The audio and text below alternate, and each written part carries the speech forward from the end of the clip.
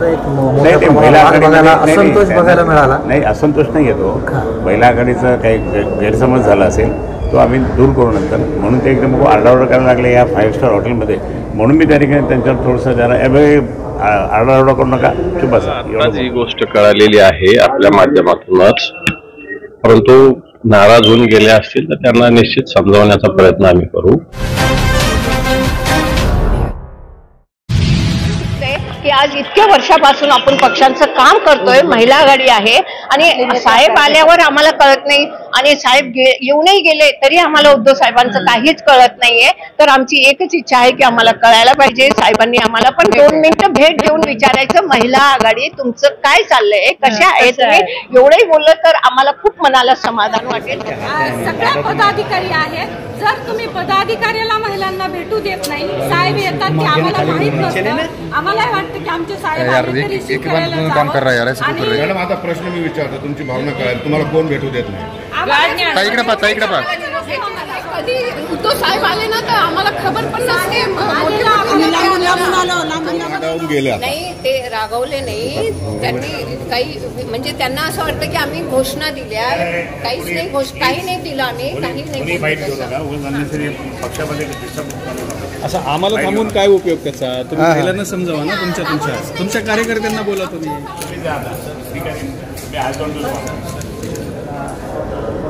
उद्धव बाळासाहेब ठाकरे हे उमेदवार आहे. पण जो काही वाद निर्माण झाला होता, नाही असं चित्र निर्माण झालं होतं, तसं काही वाद आहे का, आणि असेल तर तो निवळला का? वादच नाही तर निवडायचा काही प्रश्नच येत नाही. आम्ही सगळे एकत्र, एक मी तुम्हाला कालच सांगितलं होतं की आमचा हा परिवार आहे, शिवसेना परिवार आहे. माननीय शिवसेना प्रमुख बाळासाहेब ठाकरे यांनी तो निर्माण केलेला आहे आणि त्या परिवारामध्ये आम्ही सगळे एकमेकाचे म्हणजे बोलतो, भांडतो, एकत्र येतो, गळ्यात भेटतो, चहा पाणी पितो, सगळं असं असतं. त्यामुळे तसं काही वाद कुठलाच नाही आहे. परंतु आता महिला आघाडीमध्ये सुद्धा एक असंतोष बघायला मिळाला. नाही, असंतोष नाही येतो. महिला आघाडीचा काही गैरसमज झाला असेल तो आम्ही दूर करू नंतर, म्हणून ते एकदम आरडाओरडा करायला लागले या 5 स्टार हॉटेलमध्ये. म्हणून मी त्या ठिकाणी त्यांच्यावर थोडंसं जरा आरडाओरडा करू नका, चुप बसा, एवढं बोललो. आता अंबादास दानवेंनी बाईट दिला, त्यांचं असं म्हणणं आहे की मी अजूनही संभाजीनगरच्या जागेसाठी इच्छुक आहे आणि उमेदवारी निवडणूक लढवण्यावरती ठाम आहे. ठीक आहे, इच्छुक साहेबांनी काय सांगितलं की शेवटपर्यंत त्या ठिकाणी म्हणजे डिक्लेअर होईपर्यंत सर्वांनाच इच्छा असते की आम्हाला तिकीट मिळालं पाहिजे. शेवटी अंतिम निर्णय त्यांचा असतो. अंतिम निर्णय झाल्यानंतर कोणीही काही बोलत नाही. ही पद्धत शिवसेनेची आहे. काही मनधरणी झाली का, काही समजूत काढली का, आज काही सूचना? नाही, आम्ही तर मी म्हटलं ना, आम्ही हा परिवार असल्यामुळे आम्ही सर्वजण एकत्र असतो. अंबादास दानवे मी तर त्या ठिकाणी आम्ही अनेक वर्षापासून काम करणारे कार्यकर्ते आहोत.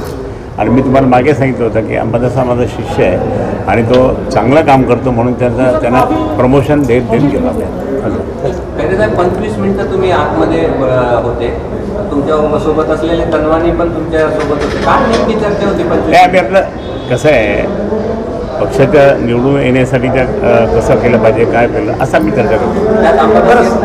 म्हणजे आम्ही सगळे होतो, सगळे संभाजीनगरच्या जागेबाबत निवडून यायला संभाजीनगरच्या जागेबाबतही. आता बालेकिल्ला कोणाचा आहे माहिती ना, शिवसेना प्रमुख माननीय बाळासाहेब ठाकरेंचा बालेकिल्ला आहे.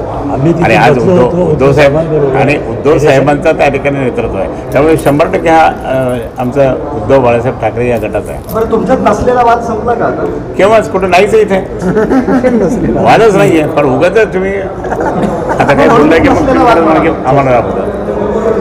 चला आपण सर्वांनी मिळून चहा पाणी. तुम्ही आल्याबद्दल तुम्हाला धन्यवाद. आत्ताच ही गोष्ट कळालेली आहे आपल्या माध्यमातूनच, परंतु नाराज होऊन गेले असतील तर त्यांना निश्चित समजावण्याचा प्रयत्न आम्ही करू.